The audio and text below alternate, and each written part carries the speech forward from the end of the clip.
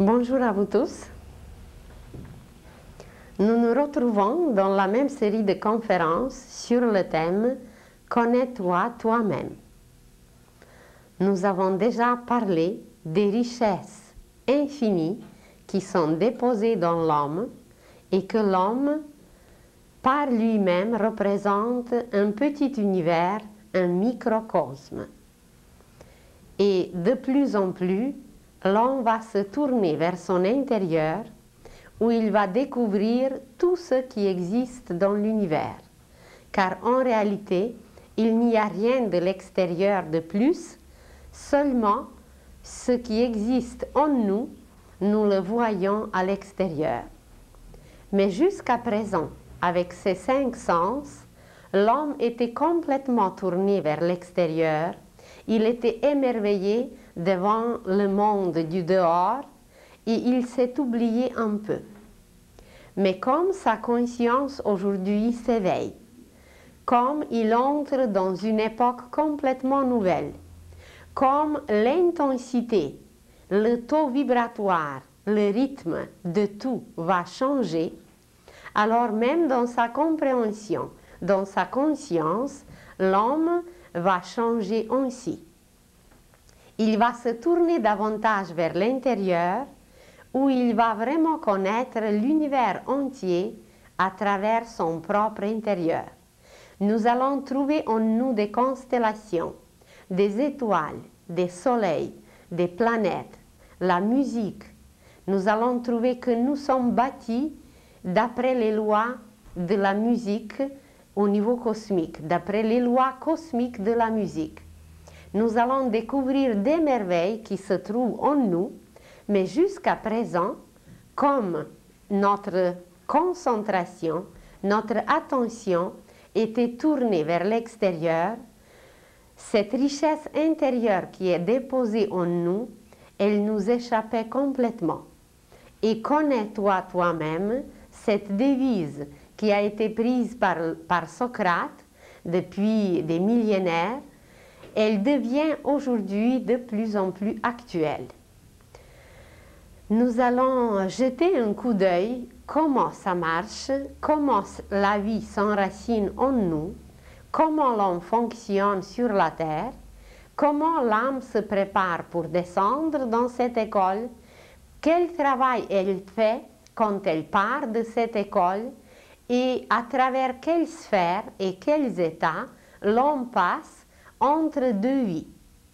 Si nous prenons une vie que nous vivons sur la terre, elle peut être comparée à une page d'un livre. Et des milliers de pages d'un livre infini, ce sont nos vies. Nous prenons par exemple un arbre qui a aussi ses feuilles. Et quand nous prenons une feuille d'un arbre, eh bien c'est une petite partie de sa vie. Mais imaginons qu'un arbre peut vivre des centaines d'années. Et combien de feuilles, combien de pages il avait pendant ces centaines d'années. Pourquoi ça ne serait pas la même chose pour l'homme? Pourquoi une vie ne serait juste une feuille d'un livre infini, d'un livre de l'âme, d'un livre qui est d'ailleurs gardé dans les archives très précieusement, dans les archives cosmiques, où bientôt nous aurons même l'accès. Et quand nous aurons l'accès dans ces archives, nous serons bien étonnés de retrouver toutes les pages de notre livre, de les regarder en premier peut-être avec la curiosité, ce qu'on dit aujourd'hui, de voir les vies passées. Quand vous voulez faire une étude sur un sujet quelconque, vous vous dirigez vers une bibliothèque ou vers les archives. Mais même dans un pays sur cette planète, il y a des archives où tout le monde n'a pas l'accès. Mais quand vous possédez la clé, quand vous avez la permission d'aller analyser, consulter les documents dans certaines archives, et il y a d'ailleurs les archives où presque personne n'a l'accès. Alors c'est pareil au niveau universel, au niveau cosmique, il y a aussi des archives qui peuvent être visités par tout le monde. Il y a même nous pendant nos rêves, pendant la nuit, on peut les visiter. Il y a d'autres archives où il y a très peu de personnes qui ont l'accès et il y a encore d'autres archives qui sont gardées très précieusement et seulement à un certain moment, on a l'accès à ces documents précieux. Alors, si nous regardons la vie d'un homme sur la terre, on pourra la comparer avec une page quand même précieuse d'un livre. Et cette page nous raconte, elle nous montre ce que nous vivons. Mais ce qui est raconté au début de la page, quelquefois en arrivant à la fin, on ne se souvient même pas qu'est-ce qui était au début.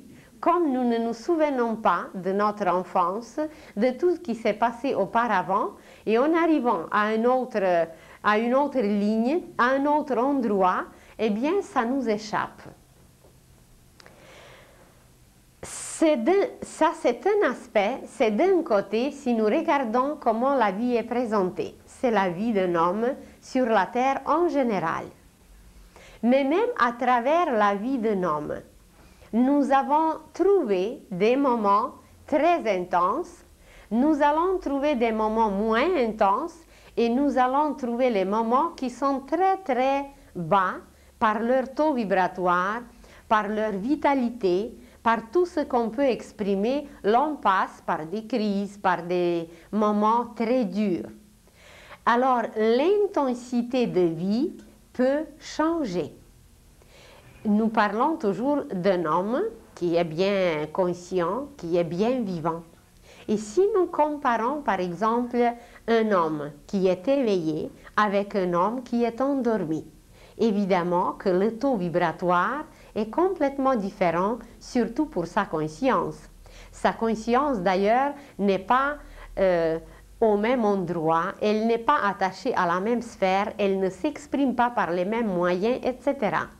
Mais dès qu'un homme se réveille, alors il devient conscient, pareil qu'auparavant, et toutes ces vibrations, toutes ces émanations ont changé et le champ vibratoire qui l'entoure est imprégné des choses complètement différentes. Maintenant, si nous prenons un homme qui est éveillé avec quelqu'un, si nous le comparons avec quelqu'un qui est dans un sommeil léthargique, là nous serons d'accord qu'encore l'intensité de la vie qui s'exprime par un homme éveillé et qui s'exprime par un homme qui est dans l'état de ce sommeil léthargique, cette intensité de vie est complètement différente. Maintenant, on peut comparer à l'infini. On peut prendre un enfant et le comparer avec un homme de l'âge mûr, un génie, où il est en pleine créativité, où il exprime pleinement toutes ses capacités, toutes ses facultés. Alors c'est absolument incomparable comment cette conscience, cette créativité, ce taux vibratoire d'un enfant est tout à fait dans une autre fréquence, tandis que la créativité d'un génie, d'un homme mûr qui est en train de manifester pleinement sa capacité vitale, alors ça va être complètement différent.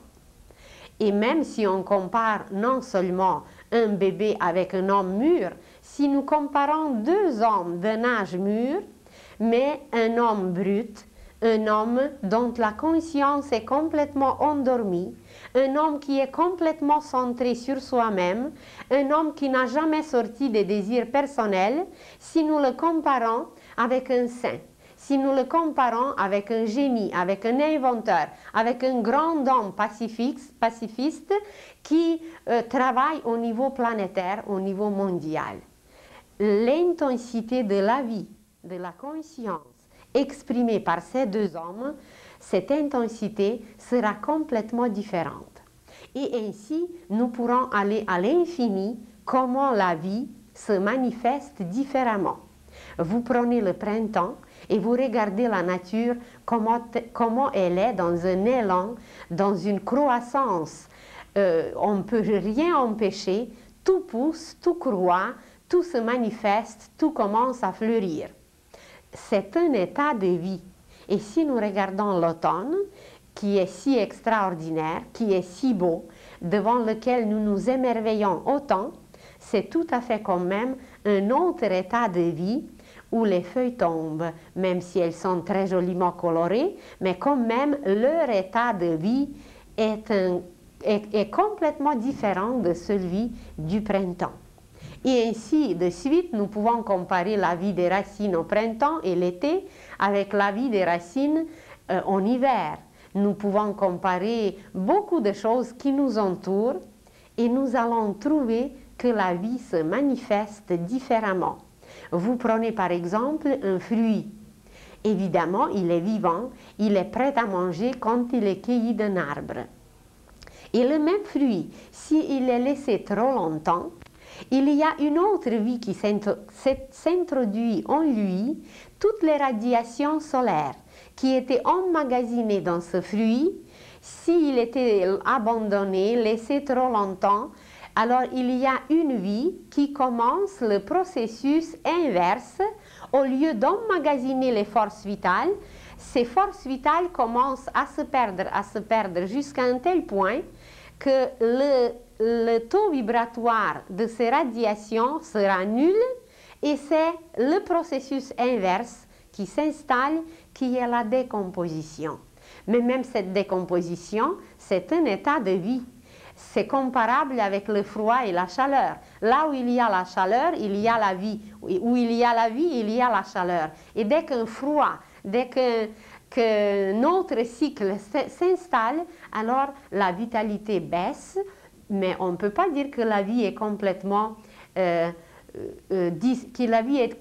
disparue de cet objet ou de cette personne ou de quoi que ce soit. La vie a pris seulement un autre taux vibratoire, une autre expression. Et même là où il y a l'état de décomposition, il y a une vie, mais c'est une vie complètement différente.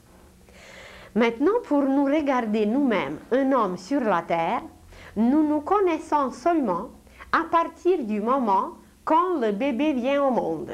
Nous nous connaissons seulement à partir du premier souffle. Avant ça, il y a certains moyens d'étudier la mère enceinte, il y a même certains moyens de photographier certaines choses, mais quand même, toute la vie qui n'apparaît pas devant nos yeux, elle échappe complètement à notre conscience. Il y a une science extraordinaire qui se prépare et que les humains connaîtront bientôt, c'est la vie d'un enfant pendant la gestation. Et même la science va aller plus loin, elle va découvrir le contact de la mère avec une âme avant la conception. Et ça va donner une science des plus extraordinaires, et c'est cette science qui va transformer toute la société. Parce que la vraie éducation commence avant la naissance. L'âme qui va travailler avec sa mère pendant l'état de gestation, la mère pourra introduire dans son enfant, dans son corps, pourra introduire les meilleurs éléments. Et les enfants qui vont naître de cette façon, ce seront des initiés, des grands maîtres et des génies, car leur corps physique, leurs pensées, leurs sentiments seront composés de lumière, de l'or, des éléments les plus précieux, les plus choisis et les plus purs. Mais avant que la science découvre tout ce monde merveilleux qui est caché pour l'instant à nos yeux, avant que la science découvre les appareils qui vont pénétrer, qui vont nous permettre de communiquer avec ce monde invisible, on va jeter un coup d'œil sur nous-mêmes. Qu'est-ce qu'il se produit? Qu'est-ce qu'il se passe au moment quand le bébé naît, quand le bébé vient au monde, avec son premier souffle, on dit le premier cri. Même nous parlerons un jour que le cri sera changé en sourire. Et les enfants viendront au monde en souriant et non en criant. Car intuitivement, l'enfant sait qu'il descend dans un monde froid, dans un monde inharmonieux, où il n'est pas peut-être toujours bien accueilli, où il aura des difficultés à passer, et il s'oppose par toute la mémoire de ses cellules, il s'oppose et il crie. Tandis que s'il était vraiment accueilli à la perfection, dans une harmonie parfaite, avec un amour infini, eh bien l'enfant n'aura pas de raison de crier ni de pleurer. Il viendra, il saluera ses parents, parce que sa conscience sera peut-être plus éveillée, et voilà, avec un sourire, il commencera une vie complètement différente de celle à laquelle sont habitués nos enfants. Mais de ça, on en parlera une autre fois. Alors, qu'est-ce qu'il se passe quand l'enfant prend son premier souffle? Tout le travail, on va aller dans les prochaines conférences, on va aller voir comment l'âme travaille, comment l'âme prépare les corps, quel travail elle accomplit avant de venir sur la terre, mais nous prenons l'élément qui est visible à nos yeux, et nous prenons le commencement qui est évident pour tout le monde. Tout le monde sait qu'en naissant, un enfant pousse un cri et il prend sa première respiration. Alors, au moment de cette première respiration, tous les astres, toutes les étoiles, toutes les constellations, toutes les planètes commencent à agir sur l'enfant. Et c'était tout un plan architectural que l'âme a préparé à travers les courants de ces corps célestes. Ce plan architectural est mis en marche à travers la première respiration du bébé. C'est là que sa carte du ciel, dont les astrologues nous parlent, c'est là que sa carte du ciel commence. Mais qu'est-ce qui se produit au niveau physique? Comment se fait-il qu'auparavant, comment ça se passait auparavant, et pourquoi c'est seulement maintenant qu'il commence à respirer et qu'il commence à fonctionner? C'est qu'il se produit quelque chose qui n'existait pas auparavant. Nous avons déjà parlé de l'âme.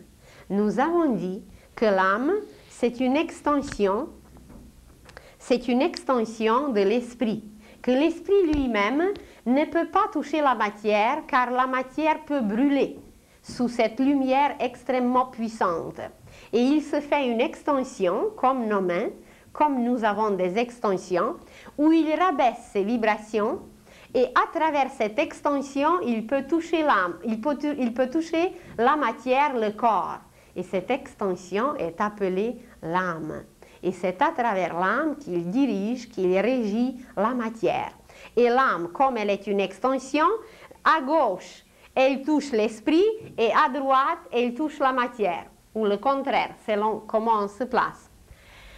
Et voilà, au moment de la naissance, au moment où le bébé pousse son premier cri, où le bébé prend sa première respiration, l'âme, comme une lumière blanche, comme un fluide blanc, pénètre son corps physique. Mais ce n'est pas tout. Quand l'âme a pénétré le corps physique, au moment même de la naissance, elle amène avec elle un fil. Elle amène avec elle un courant qu'elle enracine dans le cœur. Et ce courant qui est enraciné dans le cœur, vous voyez ici un petit cœur dans lequel est enraciné un courant. Le cœur est en rouge, ceux qui ont la télévision en couleur, le cœur est en rouge et dans le cœur est enraciné un courant qui s'appelle le courant de vie. Et ce courant de vie monte ensuite à travers la tête et il s'en va dans l'univers. Alors l'âme amène en même temps dans notre organisme un courant qui est un courant de vie. Peut-être la prochaine fois, nous parlerons davantage de ce courant, comment il est propulsé, comment il est dirigé vers un être humain qui est en formation, qui est en gestation.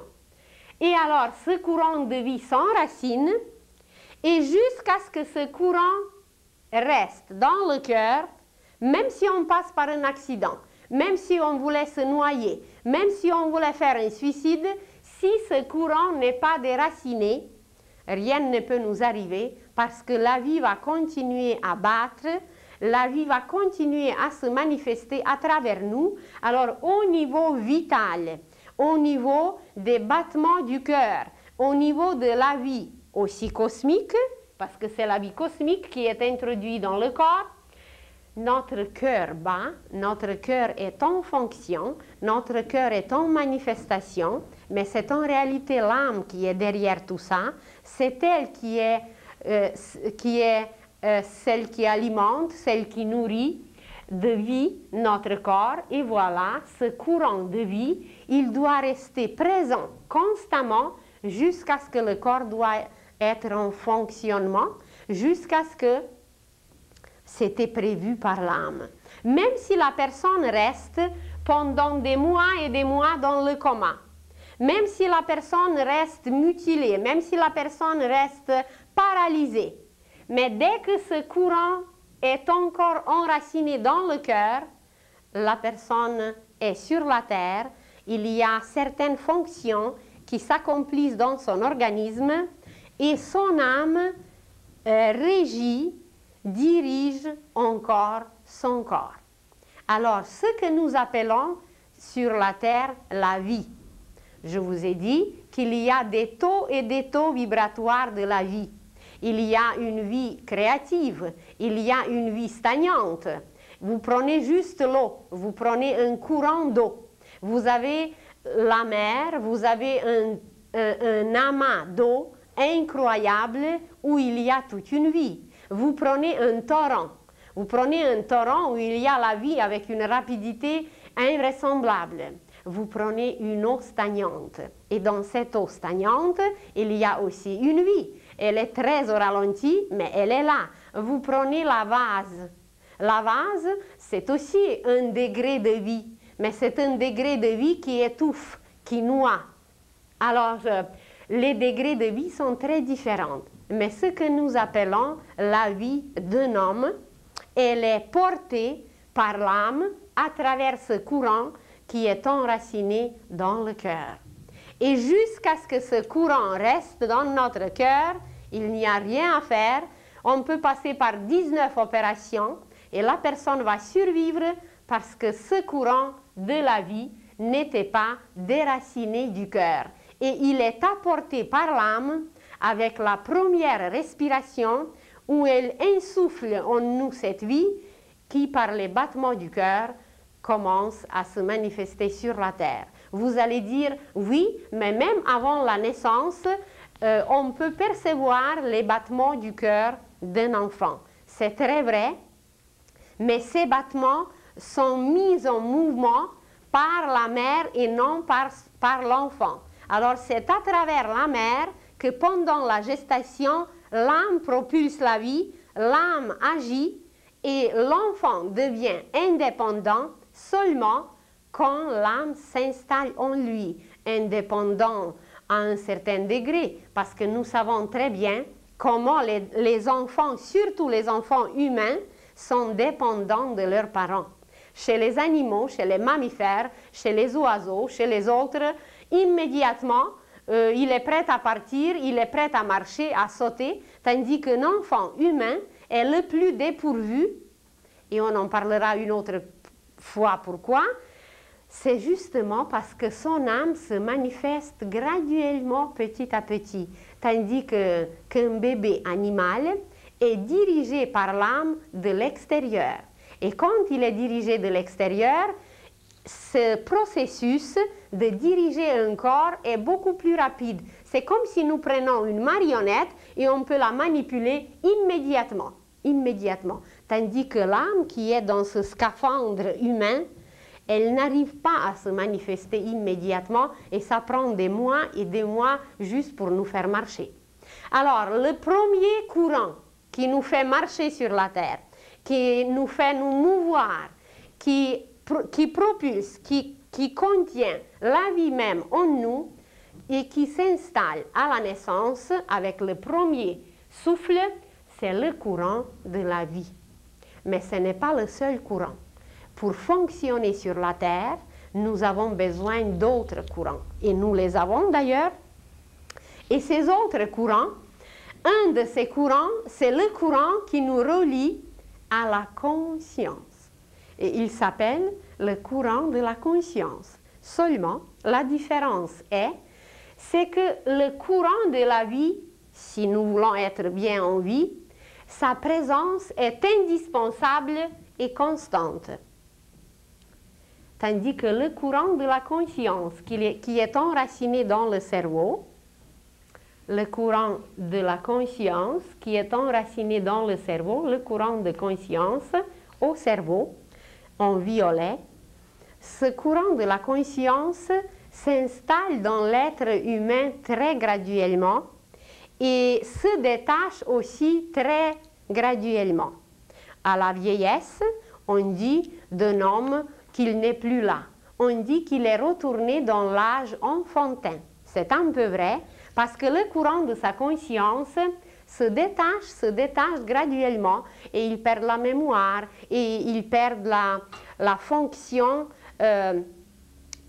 directe, correcte, normale de plusieurs centres de son cerveau et ça produit des transformations dans tout son corps. Alors, le deuxième courant qui est en nous, qui est indispensable aussi pour le fonctionnement normal de l'âme, il faut l'avoir, ce courant, mais il y a certains corps qui peuvent fonctionner même sans ce courant. Par exemple, ce qui est nommé aujourd'hui les maladies mentales.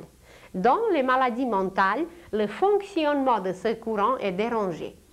Il y a des degrés aussi à travers lesquels s'exprime le degré de ce dérangement. Ça peut être dérangé un peu, ça peut être dérangé un peu plus et un peu plus. Et alors, dans ce cas, ce courant, il est en partie dans l'être humain, il est en partie en fonction, il ne fonctionne pas comme il faut à pleine capacité. Et aussi, il est possible qu'il n'est pas du tout présent, qu'il est complètement absent dans les cas de coma, même dans les cas de certaines maladies mentales, il est complètement absent, tandis que pour vivre sur la Terre, le courant de la vie doit être absolument présent. Alors, le courant de la conscience peut être présent au complet, il peut être présent en partie petite ou grande, ou il peut être complètement effacé et complètement absent. Et pour que l'âme puisse fonctionner quand même pleinement, pour qu'elle puisse accomplir ses projets sur la Terre, la fonction normale de ce courant est indispensable. Elle est comparable à un exemple. Vous imaginez un virtuose. Un virtuose, un musicien extraordinaire qui est prêt à accomplir les œuvres les plus magnifiques. Et à travers ce courant, il doit jouer sur son violon. Alors, le courant, le cerveau, même le corps au complet, c'est son instrument, c'est son violon. Mais même si c'est le meilleur virtuose au monde, ce virtuose, c'est notre âme. Même si elle est la plus extraordinaire, elle a des connaissances infinies de l'univers entier. Si le violon n'a pas de cordes et des cordes, nous allons voir en tout 4 courants ici. Donc, nous sommes un violon pour l'âme. Et s'il y a une corde qui manque, eh bien, le virtuose ne pourra pas s'exprimer pleinement. Vous allez dire, c'est pas tout à fait vrai, parce que Paganini a donné son concert avec une seule corde. Eh bien, c'est très vrai. C'est qu'il y a des Paganini aussi sur la Terre, où il y a juste le courant de la vie qui fonctionne et tous les autres courants ne fonctionnent pas. Mais les résultats de cette musique ne sont pas fameux. Évidemment, l'âme essaye de jouer un peu sur cette seule corde, mais c'est une personne où la conscience n'est pas présente, c'est une personne où il y a un autre arrêt d'un lien avec d'autres courants et où il y a quelque chose d'autre qui ne fonctionne pas. Alors, nous représentons un violon pour l'âme et pour qu'elle puisse se manifester pleinement, la fonction normale et pleine est nécessaire pour elle, pour qu'elle puisse réaliser ses projets. Alors le deuxième courant qui s'installe aussi dans l'homme à la naissance, mais il ne s'installe jamais en pleine capacité, pleinement. C'est comme si vous imaginez un courant où vous branchez un appareil. Et ce courant, imaginez qu'il y a un petit adapteur qui va constamment augmenter la fréquence. Alors 210, ça va aller jusqu'à 5000, jusqu'à 10 000 et même plus. Et c'est de cette façon que ce courant agit. À la naissance, personne ne sait si ce bébé sera un génie ou un criminel.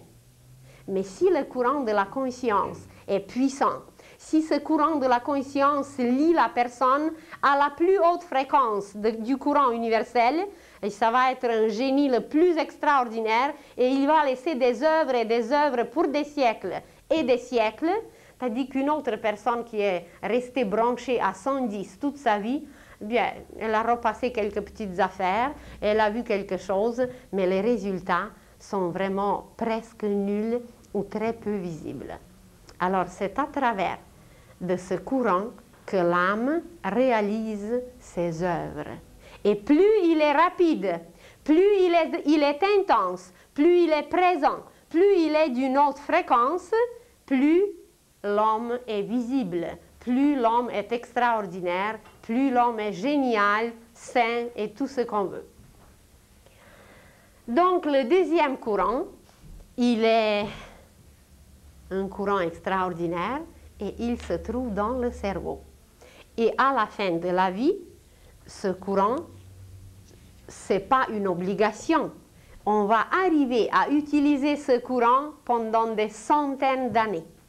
Pendant des centaines d'années, l'homme va devenir tellement créatif, tellement génial, qu'il va utiliser ce courant de la conscience constamment et il ne sera jamais fatigué, il ne sera jamais épuisé, car il va nous lier à une électricité cosmique, à une fréquence créatrice d'une telle façon qu'on pourra créer même si on a 1000 ans, même si on a plus, comme Mathusalem avait, pourquoi pas nous? Et au lieu qu'il rabaisse à partir de 49 ans, on va l'augmenter parce qu'à 49 ans, nous passons par l'épanouissement. Et cet épanouissement peut durer ensuite des centaines et des milliers d'années. Donc le deuxième courant qui s'installe dans notre corps, mais qui s'installe petit à petit graduellement, est le courant de la conscience. Le troisième courant qui nous lie à l'univers entier, qui nous lie avec tous les astres, qui nous lie avec toutes les influences de chaque étoile, qui nous lie avec tous les êtres humains sur la terre, qui nous lie avec tous les êtres animaux, qui nous lie avec les plantes, qui nous lie avec les pierres, qui nous lie avec les émanations et les vibrations de tous ceux qui vivent sur la terre dans l'univers, eh bien nous sommes liés avec tout ce monde par un troisième courant qui est enraciné dans le plexus solaire et ce courant s'appelle le courant de la force, le courant de force de la personnalité, parce que notre personnalité se nourrit à travers tous les aliments qui nous sont envoyés de l'univers. Et ces aliments, en forme de vibration, en forme de fluide, en forme d'éléments extrêmement subtils, toutes ces forces nous pénètrent dans le sens bénéfique si nous sommes forts et dans le sens maléfique si nous sommes faibles. Parce que de quelqu'un qui n'est pas harmonieux, d'une personne qui n'est pas harmonieuse, nous pouvons recevoir des fluides qui nous sont maléfiques. Ça veut dire que ces fluides nous ont dérangés, ces fluides nous ont amenés jusqu'au mal de tête, ces fluides nous ont ébranlés pour 2 semaines. Eh bien, ça ne veut pas dire que c'était nécessairement mauvais. C'était mauvais pour nous parce que nous, on était plus faibles que l'autre. Nous, on ne savait pas comment utiliser, comment transformer ce qu'on a reçu. ou comment se protéger, ou comment fermer. Alors, à travers ce courant, la personnalité a été affectée. Mais si nous sommes forts, si nous savons comment fermer notre porte d'entrée, de ne pas laisser pénétrer n'importe qui, si nous savons comment transformer même ce qu'on a reçu, même si c'était un déchet, une cacophonie, mais on l'a pris et on a immédiatement accordé ce courant, eh bien, on n'était pas dérangé, on a même arrangé l'autre personne, on l'a harmonisé. Alors, pour les faibles, eh bien, c'est pas bien, mais pour les forts, c'est toujours bien. Alors, ce troisième courant, il nous lie avec l'univers entier. Il est le porteur des éléments et des aliments de l'univers entier. Nous pouvons recevoir la lumière, nous recevons la musique, nous recevons la paix, nous recevons une quantité de choses innombrables et ça passe en nous, ça entre en nous par le plexus solaire, car nous nous sommes dit déjà que le plexus, c'est la porte d'entrée principale à travers laquelle, comme dans une bâtisse, il y a toujours une porte d'entrée principale où tout le monde passe.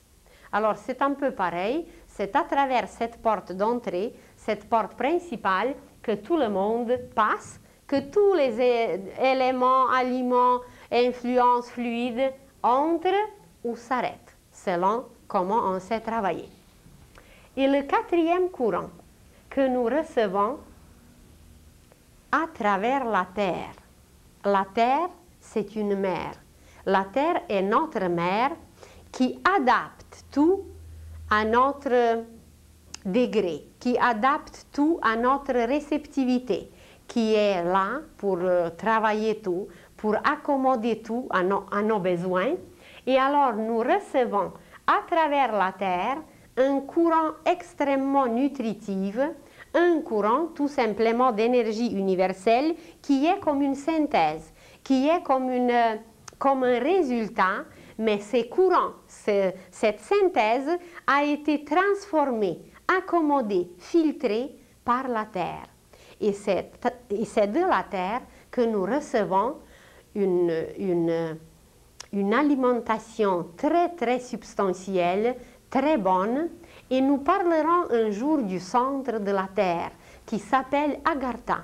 Nous parlerons d'un peuple extraordinaire qui vit au centre de la Terre. Nous parlerons du soleil qui existe au centre de la Terre. Et c'est par ce centre de la Terre que les vérités, que la lumière telle que nous avons besoin, en forme de vérité, c'est à travers ce courant que nous recevons. Évidemment, toutes nos cellules sont pénétrées par ce courant et ce courant est enraciné dans la rate. Ce courant est enraciné dans la rate et on dit par exemple que le rire dilate la rate. C'est très bien parce qu'il y a toute une magie qui s'accomplit en nous à travers le rire. Nous allons parler un jour du rire, de la magie du rire. C'est un moyen le plus extraordinaire d'entretenir par exemple la santé et l'ordre. Alors, à travers le rire, c'est très vrai que les cellules sont dilatées et quand les cellules, la rate, les cellules sont dilatées, ce courant de l'énergie universelle que nous recevons à travers la Terre, ces courants nous pénètrent et nous nourrissent très facilement. Si vous connaissez les radiesthésistes, si vous connaissez ceux qui étudient les couches terrestres, ils vous ont sûrement parlé de ces courants. Par exemple, pour trouver un puits, il y a des spécialistes qui infailliblement vont trouver un puits exactement là où il est. Tandis que d'autres peuvent aller et creuser partout et ils ne trouveront pas un puits. Ça veut dire que par leur plexus, par leur intuition, ils ne sont pas en contact, en bon contact avec ce courant parce qu'il faut savoir le capter. Et quand vous dites que quelque chose est raté, eh bien c'est lié aussi à la rate et c'est lié aussi à ce courant de l'énergie universelle. Ça veut dire qu'on a manqué ce courant, qu'on ne s'est pas nourri, qu'on n'a pas bien utilisé ce courant et évidemment c'est raté. Il y a maintenant des opérations où on enlève la rate, etc. Alors, dans l'avenir, il ne faudrait jamais enlever la rate.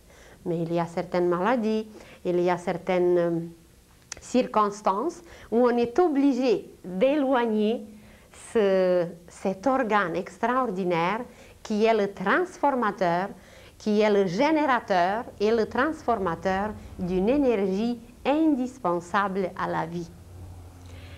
Et voilà, ces 4 courants en tout représentent symboliquement 4 corps. On a parlé qu'avant d'aller dans le plan spirituel, nous avons 4 corps. Qu'il y a le corps physique, qu'il y a le corps éthérique, qu'il y a le corps astral ou sentimental et qu'il y a le corps mental. Et vous allez voir comment ces 4 organes et ces 4 courants, comment ils sont liés à ce qu'on a mentionné.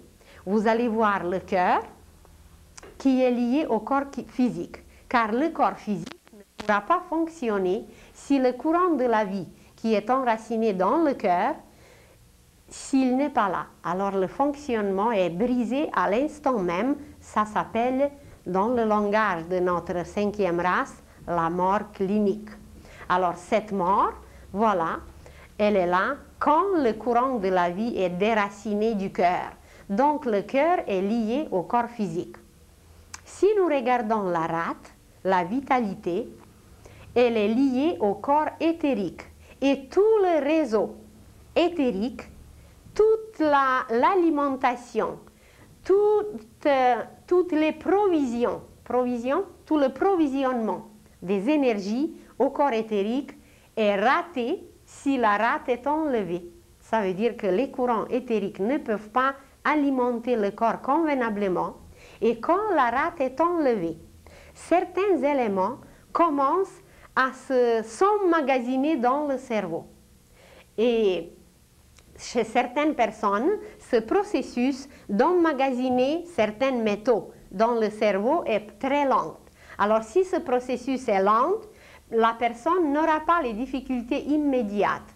Mais si dans certains cas où d'autres organes étaient affectés ou d'autres organes ne fonctionnent pas si bien, dès que la rate est enlevée, cet emmagasinage de certains éléments et de certains métaux dans le cerveau est beaucoup plus rapide et puis les conséquences ne sont pas toujours connues.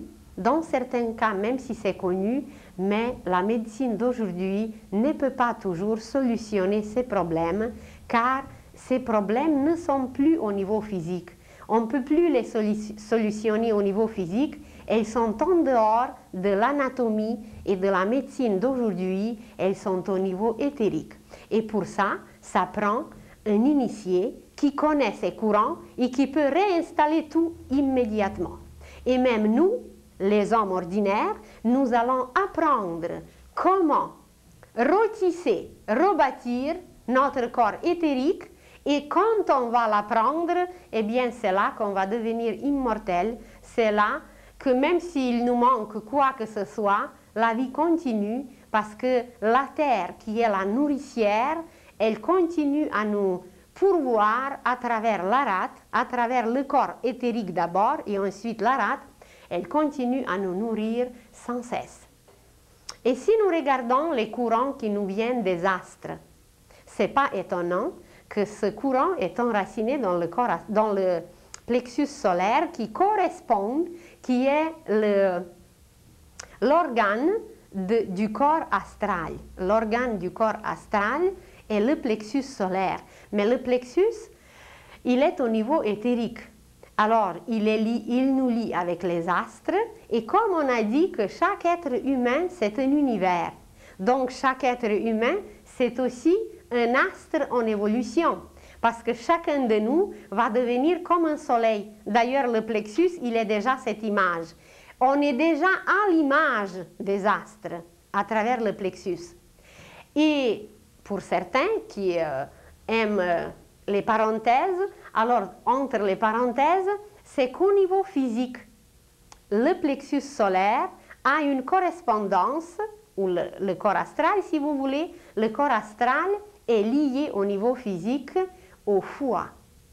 Et le bon fonctionnement du foie ne dépend pas toujours des aliments physiques. Le bon fonctionnement du foie dépend de nos sentiments et de ce courant de la personnalité qui capte de partout tout. C'est à travers ce courant que nous captons les pleurs, que nous captons les mauvaises vibrations des autres, que nous captons les couleurs qui ne nous plaisent pas chez les autres, que nous captons quelquefois quelques impuretés ailleurs.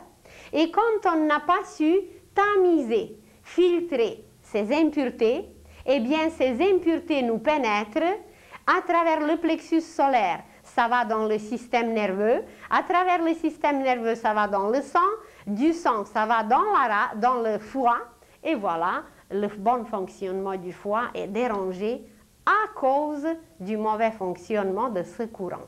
Donc, voyez comment tout est lié. Mais quand la médecine va découvrir ces choses extrêmement simples, ces choses les plus normales, les plus évidentes, eh bien, toutes les maladies seront instantanément éliminées parce qu'on ira à la cause. Aujourd'hui, évidemment, la médecine fait des merveilles. Elle fait des choses extraordinaires. On ne peut pas s'en passer. Mais ça ne veut pas dire qu'elle est complète. Il y a des choses à compléter et c'est avec des initiés, avec des clairvoyants qui possèdent une voyance sur tous les niveaux que la médecine va faire et la science. Ils vont faire des découvertes magnifiques et que les maladies seront tout simplement éliminées, tout simplement parce qu'on ira à la cause des choses, tandis qu'aujourd'hui, on soigne l'effet, on soigne les conséquences. Et comme la cause n'est pas déracinée, comme si vous avez une dent, bien on peut bien l'enlever, mais s'il y a quelque chose qui reste, quelques racines, eh bien ça va faire du mal, ça va déranger, etc. Comme on prend une plante qui n'était pas déracinée, ça commence à repousser, ça fait des ennuis, etc. Alors, on va aller tout simplement à la cause des choses. Et des causes, ceux qui connaissent les livres d'Edgar Cayce, ceux qui connaissent les prescriptions d'Edgar Cayce qu'il a données à travers ses dossiers, eh bien, les médecins qui ont travaillé avec lui, ces médecins étaient complètement déroutés. Comment se fait-il que dans chaque cas, il faut un autre médicament? Dans chaque cas, il faut quelque chose d'autre parce que la cause est différente. Et dès que la cause est différente, eh bien, l'effet semble être pareil, mais pour éliminer la cause, ça prend des moyens tout simplement différents. Et le quatrième corps qui est lié à ce courant qu'on a mentionné, le courant de la conscience, c'est le courant de la conscience qui est enraciné dans le cerveau et le cerveau correspond au corps mental. Et de cette façon, nous avons les 4 courants qui sont liés aux 4 corps, aux 4 organes. Et vous voyez très bien que les 2 premiers courants qu'on a mentionnés, qui sont les plus indispensables, le courant de la vie et le courant de la conscience, il y a un qui est en bas et il y a l'autre qui est en haut. Ça veut dire qu'ils forment les extrémités. Parce que ce sont 2 courants qui sont appelés principaux. Ce sont 2 courants principaux et ils se sont placés aux extrémités ici. C'est le corps physique et le corps mental. Parce que c'est le corps mental qui est le directeur et c'est le corps physique qui est l'exécuteur. C'est le corps physique qui doit exécuter ce que le corps mental, le capitaine, dit. Et le corps astral avec le corps éthérique, ce sont 2 courants secondaires. Donc, ce n'est pas 2 courants principaux et ils se trouvent au milieu. Et vous allez voir sur une autre illustration que ces 2 courants, quand nous allons parler bientôt comment la nature humaine est faite, nous allons parler que nous avons une nature humaine et une nature divine. Et notre nature humaine est présentée par le courant de la personnalité et le courant de la vie universelle qu'on reçoit à travers la Terre. Et deux courants principaux sont présentés par le courant de la vie et le courant de la conscience. En bas, vous voyez la personnalité, c'est la rate et le plexus solaire, et le cœur avec le cerveau, avec deux courants principaux, forment notre nature divine, notre individualité, qui est régie par l'âme et par l'esprit, tandis que la personnalité, c'est toutes nos pensées humaines, c'est tous nos sentiments humains et c'est toutes nos actions humaines, complètement humaines, attachées à notre personnalité, à nos désirs personnels. Alors, à travers ces quatre courants, voyez, est présentée déjà cette composition humaine extraordinaire qui est d'un côté spirituel, divine, et de l'autre côté matériel, physique et personnel. Et c'est à travers ces quatre courants que l'âme, qui est un virtuose, qui est une maîtresse extraordinaire, qui est une princesse, c'est elle qui nous dirige, c'est elle qui joue sur ces quatre cordes, et dès qu'une de ces cordes est désaccordée, dès qu'une de ces cordes est en dissonance, il y a quelque chose dans notre organisme qui ne marche pas. Dès qu'il y a une seule corde qui n'est pas en règle, qui ne fonctionne pas comme il faut, comme sur un violon, et même nous parlerons une autre fois du violon, et vous allez voir que ce violon nous lie justement avec quatre principes à travers lesquels l'âme travaille. Alors, c'est quoi ces quatre courants? Ces quatre courants, ces quatre cordes de notre violon, du violon de l'âme, et l'âme joue sur nous. L'âme a besoin de s'exprimer. Et c'est pour ça que jadis, les initiés disaient un esprit saint dans un corps saint. Je ne sais pas si c'est exact, mais en Russie, on le disait de cette façon. C'est comme ça. Un esprit saint, ça veut dire le fonctionnement parfait qui amène une parfaite santé, qui amène une expression parfaite de l'âme à travers le corps, à travers un corps saint, qui est une sorte d'instrument de musique pour l'âme, mais qui est indispensable pour que l'âme puisse s'exprimer sur la terre, dans cette école où elle est envoyée pour éveiller sa conscience. Alors, nous allons continuer prochainement sur un autre sujet, comment ça se passe quand l'âme retire le courant de la vie. On ne va pas s'arrêter trop sur d'autres courants, on va un peu mentionner le courant de la conscience, mais nous allons surtout parler comment l'âme retire ce courant de la vie et comment ça se passe au moment qui est appelé sur la terre la mort. Dans le langage initiatique, la mort n'existe pas. La mort est appelée libération. Libération, l'âme se libère de son scaphandre et puis elle continue avec la conscience le travail sur d'autres plans.